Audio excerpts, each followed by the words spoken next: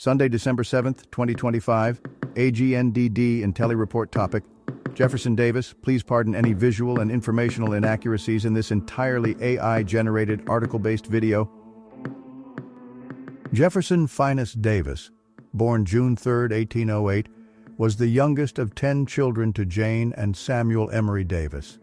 Samuel's father, Evan, of Welsh descent, immigrated from Philadelphia to the Georgia colony.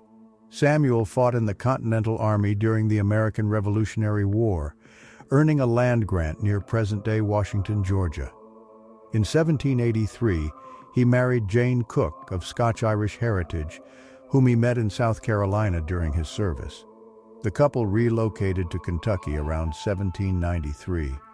Davis was born at the family homestead in Davisburg, a village founded by Samuel that later became Fairview, Kentucky, and was named after President Thomas Jefferson. In 1811, the Davis family relocated to Bayou Teche in Attakapas County, Orleans Territory, now St. Mary Parish, Louisiana.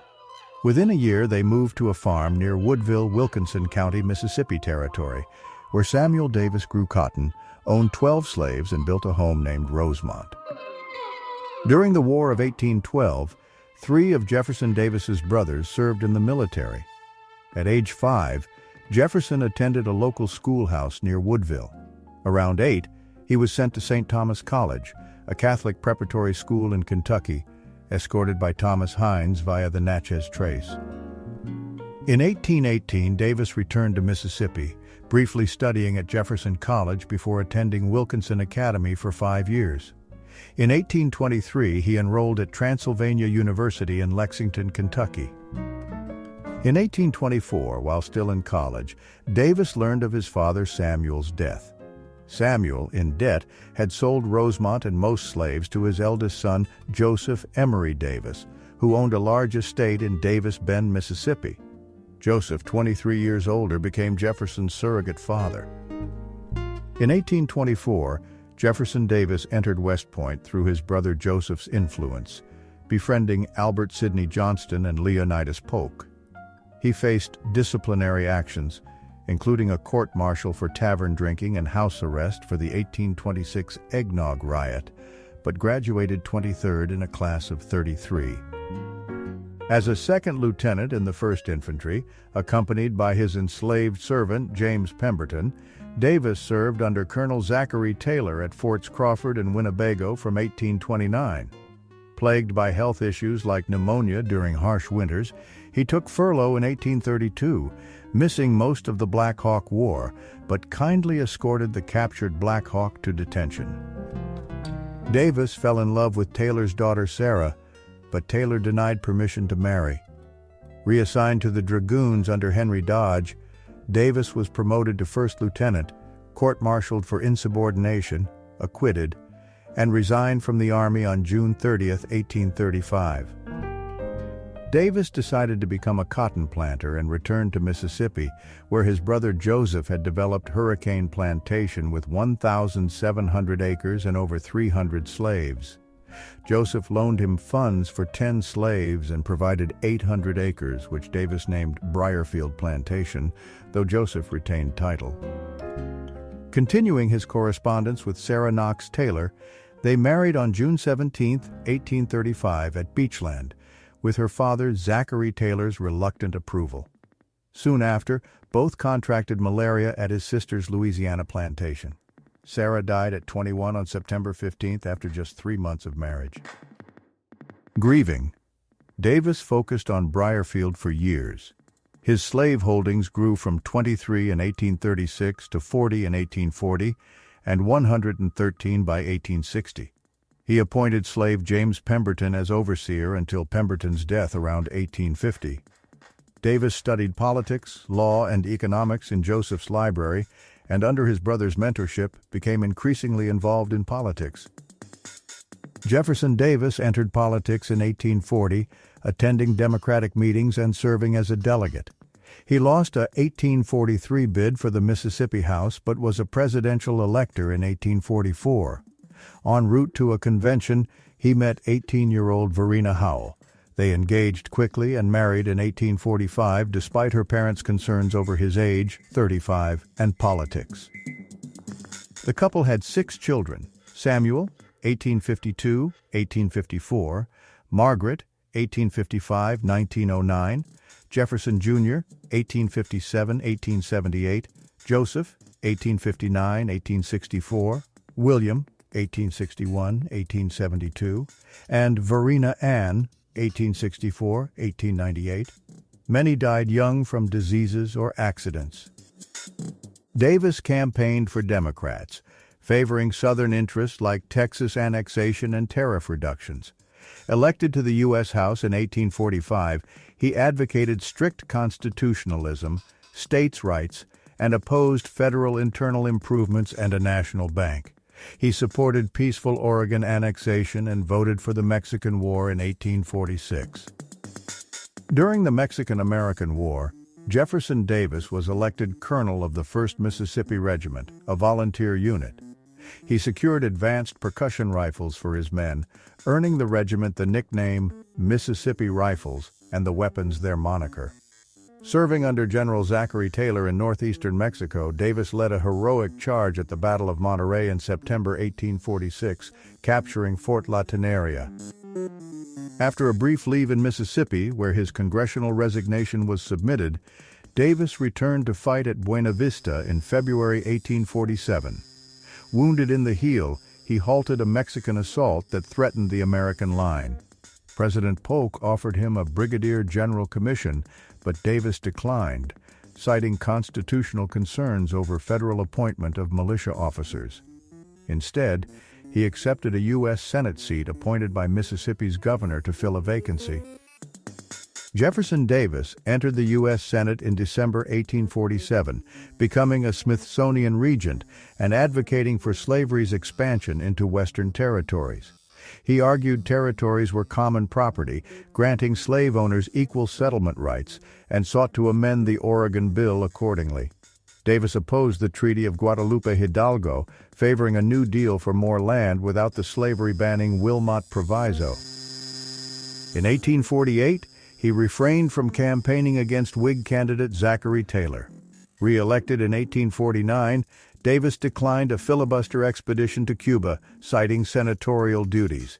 After John C. Calhoun's 1850 death, Davis led Southern opposition to Henry Clay's Compromise of 1850 resolutions, decrying California's free state admission and pushing to extend the Missouri Compromise line for slavery's Pacific expansion.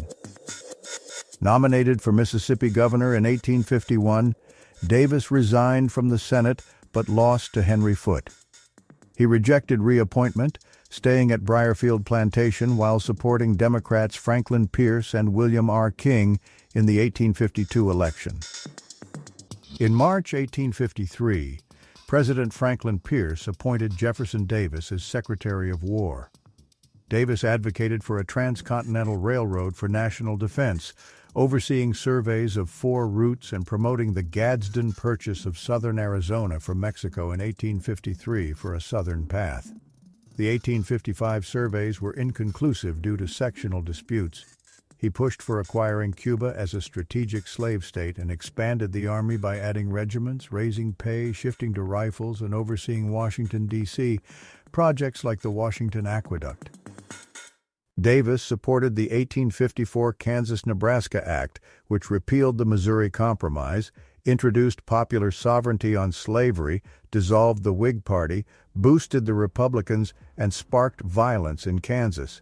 After James Buchanan's 1856 Democratic nomination, Davis returned to the Senate in March 1857, coinciding with the Dred Scott decision allowing slavery in territories. In 1857, the Senate debated the Lecompton Constitution, which would admit Kansas as a slave state. Jefferson Davis supported it, but opposition from Stephen Douglas led to its rejection, fracturing Northern and Southern Democrats.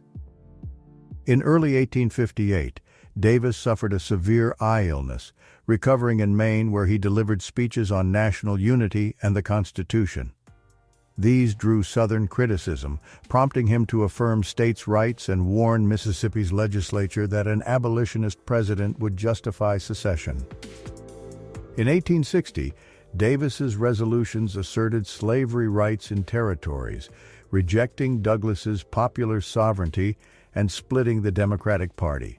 Abraham Lincoln won the presidency. South Carolina seceded on December 20, 1860, followed by Mississippi on January 9, 1861. Davis resigned from the Senate on January 21, calling it his saddest day, and returned home.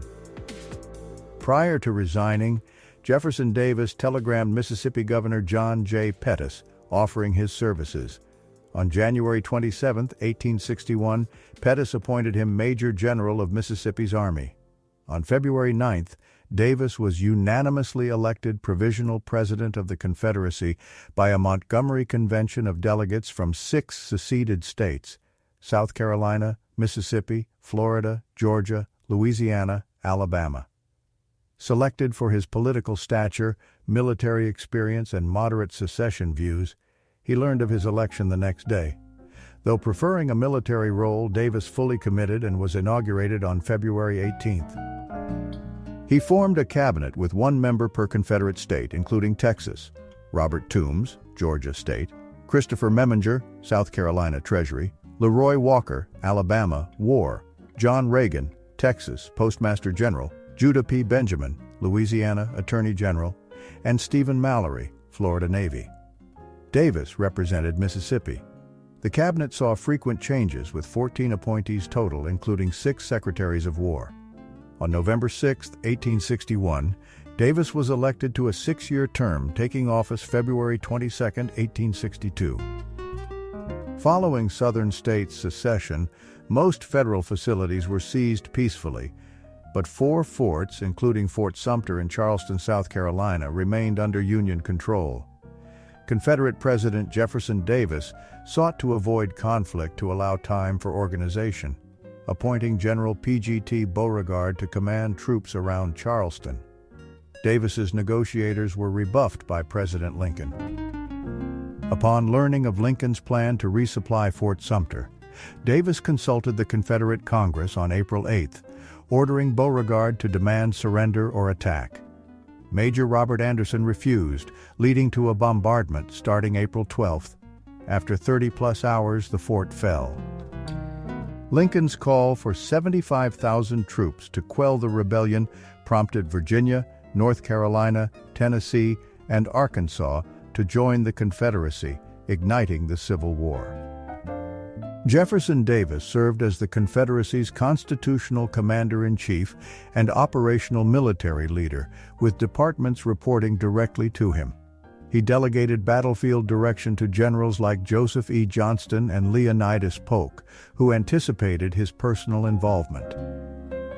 In the East, major fighting erupted in July 1861 when Union forces invaded northern Virginia. They were defeated at Manassas by Confederate armies under Pierre G.T. Beauregard and Johnston. Post-battle, Davis mediated disputes between the generals over recognition. In the West, General Polk breached Kentucky's neutrality by seizing Columbus in September 1861. Secretary of War Leroy Pope Walker ordered withdrawal, initially supported by Davis, who later reversed the decision. This prompted Kentucky to seek Union aid, effectively aligning with the North. Walker resigned, succeeded by Judah P. Benjamin. Davis then appointed Albert Sidney Johnston to command the Western Military Department, encompassing much of Tennessee, Kentucky, western Mississippi, and Arkansas. In early 1862, Confederate defenses in the West crumbled with the Union capture of Forts Henry and Donelson, leading to losses in Kentucky, Nashville, and Memphis. Generals Pillow and Floyd were blamed. Albert Sidney Johnston's forces attacked at Shiloh but failed, with Johnston killed and Beauregard replaced by Braxton Bragg.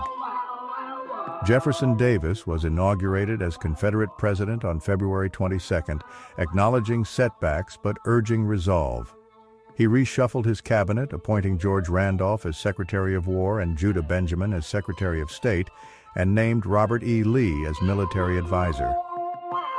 In the East, Union forces advanced on the Virginia Peninsula. Joseph Johnston withdrew, was wounded at Seven Pines, and Lee assumed command, repelling invaders in the 7 days battles, Second Manassas, Antietam, and Fredericksburg. In the West, Bragg and Edmund Kirby Smith's uncoordinated Kentucky invasion failed, culminating in defeats at Perryville and Stones River. Davis reorganized Western Command under Joseph Johnston, who declined to relieve Bragg. Randolph resigned, replaced by James Seddon.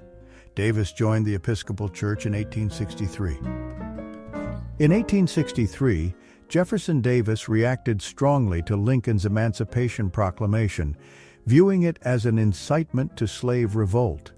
He pushed for laws allowing trials and executions of captured Union officers and black soldiers, though none occurred. In May, Robert E. Lee won at Chancellorsville and invaded Pennsylvania, but was defeated at Gettysburg in July, retreating to Virginia. Union forces besieged Vicksburg in April. Despite Davis's reinforcements, it fell on July 4th, granting Union control of the Mississippi. Davis relieved General Joseph Johnston. His own plantation, Briarfield, was occupied, with slaves freed and property destroyed. In summer, Braxton Bragg lost Chattanooga but won at Chickamauga in September, besieging the city. Davis visited, retained Bragg despite issues, but after a Union counterattack in November, Bragg retreated and resigned. Johnston replaced him with Bragg as informal chief of staff. Amid food shortages, riots erupted in Confederate cities. Davis personally quelled a Richmond mob by appealing to patriotism and threatening force. In October, he toured the South to boost morale through speeches and meetings. In 1864, Confederate President Jefferson Davis aimed to secure independence by exhausting Northern will, hoping for a peace-oriented U.S. president. He urged General Joseph E. Johnston to act in Tennessee, but Johnston retreated toward Atlanta against Union advances. Davis replaced him with John B. Hood in July, leading to failed battles. Atlanta fell on September 2nd, boosting Union morale and ensuring Lincoln's re-election. Union forces then captured Savannah and advanced into South Carolina, forcing Charleston's evacuation. Hood's northern push ended in defeat at Nashville in December. In Virginia, Union troops crossed the James River but stalled against Lee's defenses, leading to 9 months of trench warfare at Petersburg. Davis appointed Lee general-in-chief, replaced Secretary of War Seddon with John C. Breckinridge, and pursued failed peace talks at Hampton Roads. He sent envoy Duncan F. Kenner to Europe, offering gradual emancipation for recognition.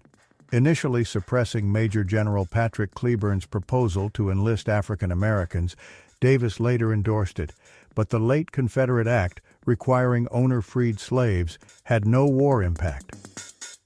In late March 1865, Union forces breached Confederate lines, forcing General Lee to abandon Richmond. Confederate President Jefferson Davis evacuated his family, including adopted free black orphan Jim Limber on March 29th, and fled with his cabinet to Danville, Virginia by rail on April 2nd. He issued a defiant proclamation on April 4th, but Lee surrendered at Appomattox on April 9th. Davis met generals in Greensboro, North Carolina, urging continued resistance west of the Mississippi, but they lacked forces. He authorized General Johnston's surrender negotiations and headed south. Lincoln's April 14th assassination implicated Davis, prompting a $100,000 bounty. In Abbeville, Georgia, on May 2nd, advisors confirmed no viable army. On May 5th in Washington, Georgia, Davis dissolved the Confederate government. Aiming to join Kirby Smith's forces, he was captured near Irwinville on May 9th, wearing a cloak and shawl, fueling cartoons depicting him in women's attire. Jefferson Davis, as Confederate president, prioritized achieving Southern independence during the Civil War. After Virginia's secession, the capital moved to Richmond, where Davis rapidly built essential institutions like an army, navy, treasury, and bureaucracy, collaborating with the Confederate Congress. Despite advocating states' rights, Davis centralized power to wage war effectively. He nationalized state-controlled military facilities, formed a centralized volunteer army, and in 1862 introduced America's first conscription when re-enlistments lagged. Congress authorized suspending habeas corpus, and in 1864 Davis imposed a 5% tax on land and slaves, plus impressment of supplies and slave labor. In 1865, he proposed arming African Americans, offering freedom for service, compromising slavery itself. These measures alienated states' rights supporters and governors, who viewed Davis as replicating the federal overreach they had seceded to escape. Jefferson Davis's foreign policy aimed to secure international recognition for the Confederacy, enabling loans, aid, trade, and potential military alliances.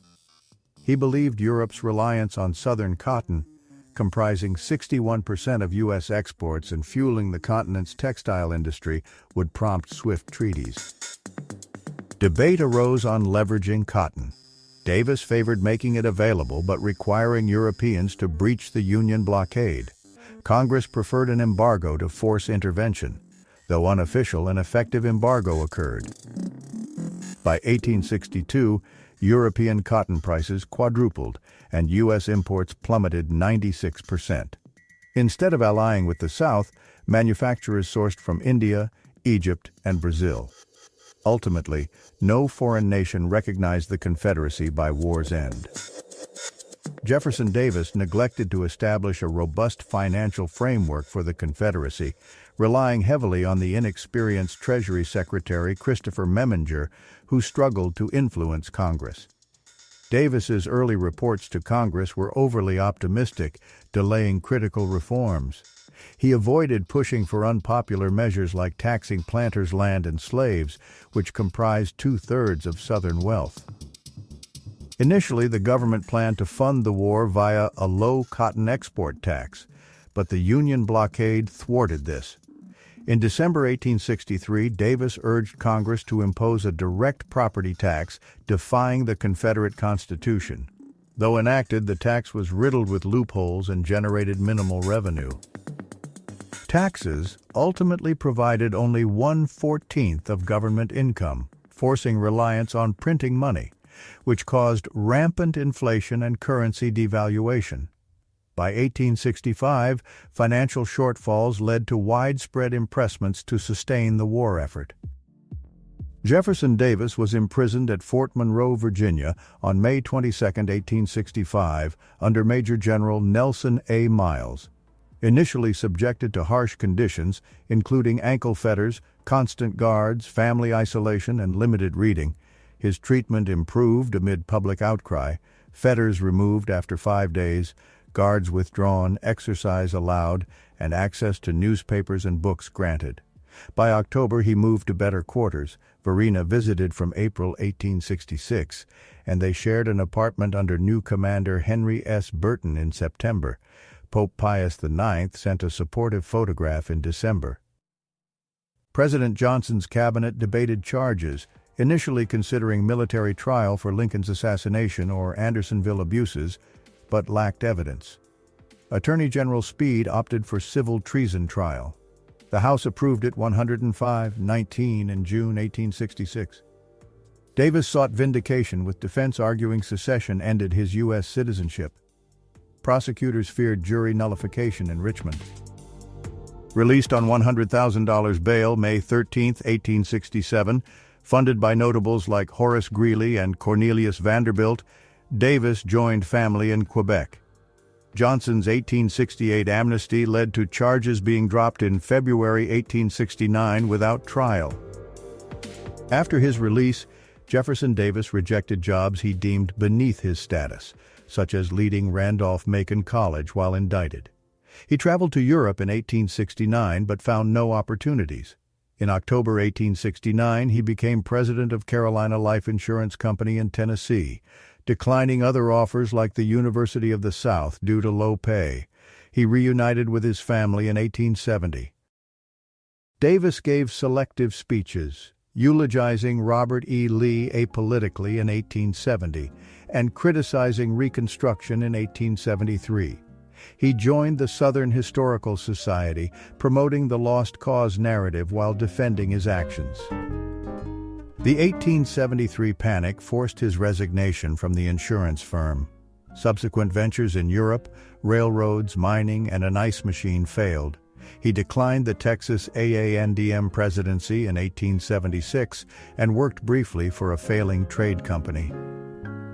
Davis litigated to reclaim Briarfield Plantation from the Montgomerys, winning in 1878 and foreclosing in 1881, though it yielded little income. In 1877, Jefferson Davis accepted Sarah Dorsey's invitation to live at her Beauvoir estate in Mississippi, agreeing to pay board while writing his memoirs. Amid marital separation, Verena Davis initially avoided Beauvoir due to jealousy over Dorsey's role as his assistant, but joined in 1878, taking over. Dorsey died in 1879, bequeathing Beauvoir to Davis, where he resided most of his remaining years. Davis published The Rise and Fall of the Confederate Government in 1881, defending secession and downplaying slavery's role. Encouraged by editor James Redpath, he wrote magazine articles and A Short History of the Confederate States of America, while dictating unfinished memoirs. In 1886, Henry W. Grady persuaded Davis to tour, laying a cornerstone in Montgomery and attending statue unveilings in Savannah and Atlanta. The events drew crowds, promoting national unity and Davis's iconic status. His final 1887 tour was to the Georgia State Fair in Macon for a Confederate Veterans reunion. In November 1889, Jefferson Davis boarded a steamboat in New Orleans amid cold rain, heading to his Briarfield plantation. He became ill en route but refused medical help. An employee alerted his wife Verena via telegram. She retrieved him. Diagnosed with acute bronchitis exacerbated by malaria, Davis returned to New Orleans, where his doctor, Stanford E. Shale, deemed him unfit for further travel. He was cared for at the home of Charles Erasmus Fenner, son-in-law of friend J.M. Payne. There, surrounded by friends and holding Verena's hand, Davis died at 12:45 a.m. on December 6, 1889, aged 81. Jefferson Davis's body lay in state at New Orleans City Hall from December 7 to 11, 1889. His funeral, one of the largest in the South, drew over 200,000 mourners. The coffin was carried on a 2-mile procession to the cemetery in a modified caisson, highlighting his military legacy. He was buried with episcopal rites and a eulogy by Bishop John Nicholas Gallagher. Post-funeral, several southern states vied for his remains, but his widow Verena selected Richmond's Hollywood Cemetery as the fitting site for Confederate heroes. In May 1893, Davis's body was transported by train from New Orleans to Richmond, stopping in various cities for military honors and gubernatorial visits. It lay in state at the capitals of Montgomery, Alabama, Atlanta, Georgia, and Raleigh, North Carolina. Upon reburial, his children were interred nearby per Verena's wishes. She joined them in 1906, buried beside her husband. Jefferson Davis, as a U.S. Senator, staunchly defended Southern states' rights to slavery. In his 1848 Oregon Bill speech, he promoted a strict constitutional interpretation, asserting state sovereignty, federal powers derived from states, and the government's duty to protect slavery as property. In his 1850 address, Davis argued slaveholders could bring enslaved people into territories, claiming slavery was justified by religion and history. He viewed African Americans as inherently suited for bondage, benefiting society economically and socially. Post-secession, his Senate resignation speech rejected racial equality as an assault on Southern institutions. As Confederate Provisional President, his 1861 inaugural praised the Confederate Constitution for safeguarding slavery in territories, aligning with the founders' intent. In April 1861, he blamed the Civil War on Northern abolitionism threatening Southern property. His 1863 Confederate Congress address condemned Lincoln's Emancipation Proclamation as a plot to eradicate slavery and doom the inferior African American race to extinction. Jefferson Davis approached his role as Confederate Commander-in-Chief with strong military credentials from West Point, Army service, and combat experience. He actively managed military policy, dedicating long hours to organization, finance, and logistics to sustain the armies. Critics argue his personality hindered success. Micromanaging details showed poor delegation, leading to neglected broader issues. He poorly judged generals, appointing underperformers like Bragg, Pemberton, and Hood, while retaining ineffective ones like Joseph Johnston. His defensiveness against criticism fostered enemies among politicians and officers, and his victory at all costs focus undermined core Southern values like states' rights and slavery without alternatives. Conversely, supporters highlight his strengths, swiftly mobilizing the South despite states' rights emphasis, maintaining focus on independence. As a skilled orator, he promoted national unity via speeches, newspapers, and public engagements. His strategies prolonged Confederate resistance, sustaining armies through campaigns, boosting morale, and nearly securing victory, making him arguably the best available leader despite ultimate defeat.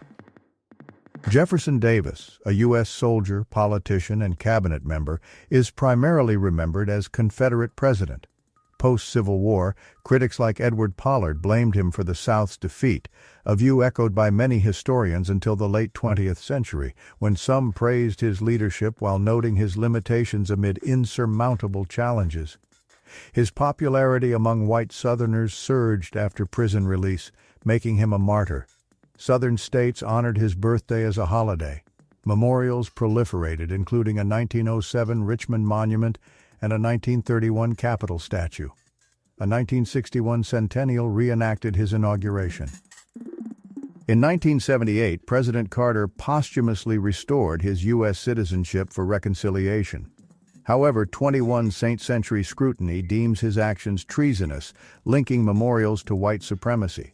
Many, like statues in Texas, New Orleans, Memphis, and Kentucky, were removed. After George Floyd's 2020 murder, protesters toppled his Richmond statue. The city dismantled its pedestal in 2022, transferring artifacts to a Black History museum. Jefferson Davis, President of the Confederate States during the American Civil War, authored key works defending the Confederacy. The Rise and Fall of the Confederate Government, 1881 D. Appleton, 2 volumes, OCLC 1084571088, is a detailed apologia justifying secession and the South's cause. Andersonville and Other War Prisons, 1890 Belford, OCLC 902841567, reprints magazine articles comparing notorious prisons like Andersonville. A Short History of the Confederate States of America, 1890 Belford, OCLC 1084918966, offers a concise narrative of the Confederacy's formation, struggles, and defeat.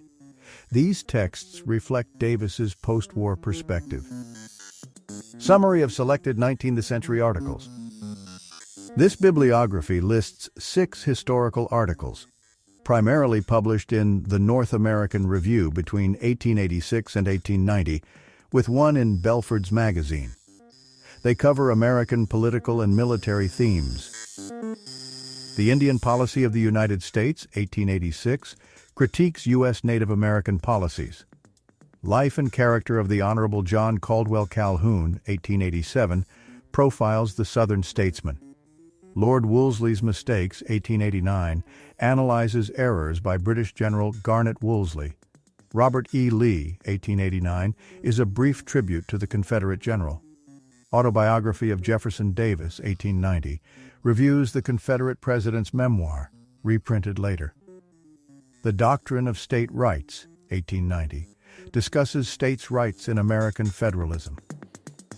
Attributed to Verena Davis, these pieces reflect post-Civil War Southern perspectives on history, politics, and figures. Summary of Jefferson Davis's archival collections. 2 key compilations document the life and works of Jefferson Davis, Confederate President. 1. Jefferson Davis, Constitutionalist, His Letters, Papers, and Speeches, 1923, edited by Dunbar Rowland. This 10-volume set, published by the Mississippi Department of Archives and History, OCLC 566306304, collects Davis's correspondence, documents, and speeches emphasizing his constitutional views. 2. The Papers of Jefferson Davis, 1971-2015, edited by Linda L. Christ. Spanning 14 volumes from Rice University, it provides a comprehensive archive. A selection of documents is accessible online via Rice University's List of Documents Available Online portal. These resources offer invaluable insights into Davis's political and personal legacy. Research source type summary. Books. In-depth, comprehensive resources authored by experts, offering detailed analysis, historical context, or theoretical frameworks. Ideal for broad overviews. Examples include textbooks or monographs. Ensure credibility by checking publisher and author credentials. Journal articles. Peer-reviewed publications in academic journals featuring original research, data, and findings. They provide current specialized insights, for example, from JSTOR or PubMed. Cite them for evidence-based argument. Online sources.